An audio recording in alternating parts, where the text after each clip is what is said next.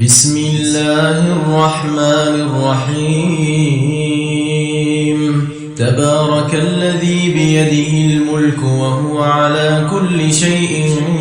قدير الذي خلق الموت والحياة ليبلوكم أيكم أحسن عملا وهو العزيز الغفور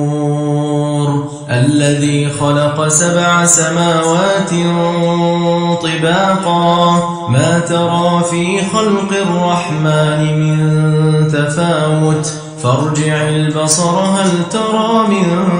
فطور ثم ارجع البصر كرتين ينقلب إليك البصر خاسئا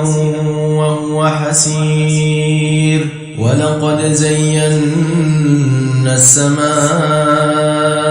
الدنيا بمصابيح وجعلناها رجوما للشياطين وأعتدنا لهم عذاب السعير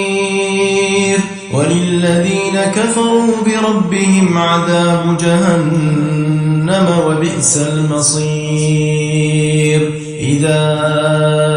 ألقوا فيها سمعوا لها شهيقا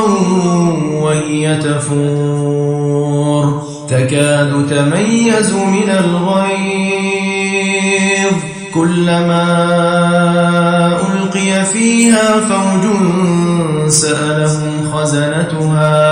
سألهم خزنتها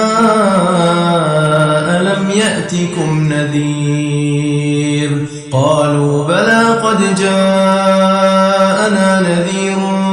فكذبنا وقلنا ما نزل الله من شيء إن أنتم إلا في ضلال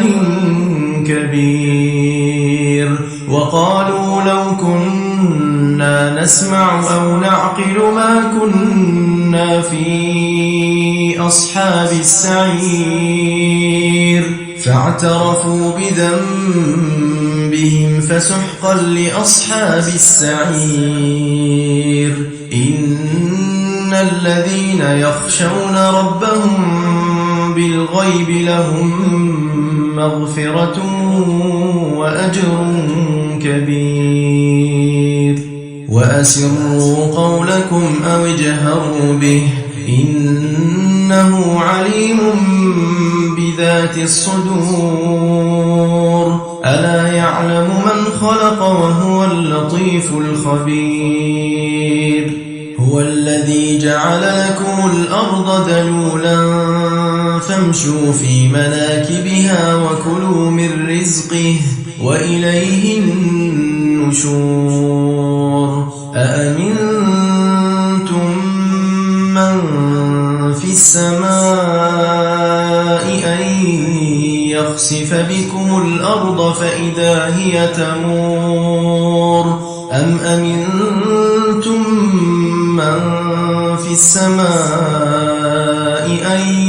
يرسل عليكم حاصبا فستعلمون كيف نذير ولقد كذب الذين من قبلهم فكيف كان نكير أولم يروا إلى الطير فوقهم صافات ويقبضن ما يمسكهن إلا الرحمن إنه بكل شيء بصير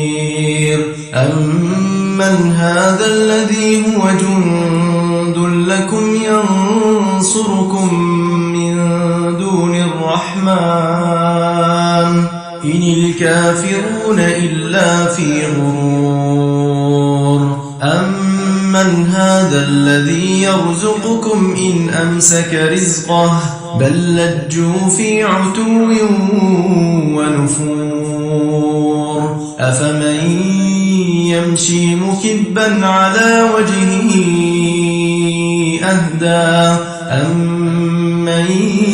يمشي سويا على صراط مستقيم قل هو الذي أنشأكم وجعل لكم السمع والأبصار والأفئدة قليلا ما تشكرون قل هو الذي ذرأكم في الأرض وإليه تحشرون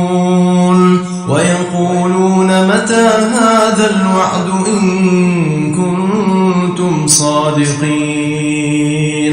قل إنما العلم عند الله وإنما أنا نذير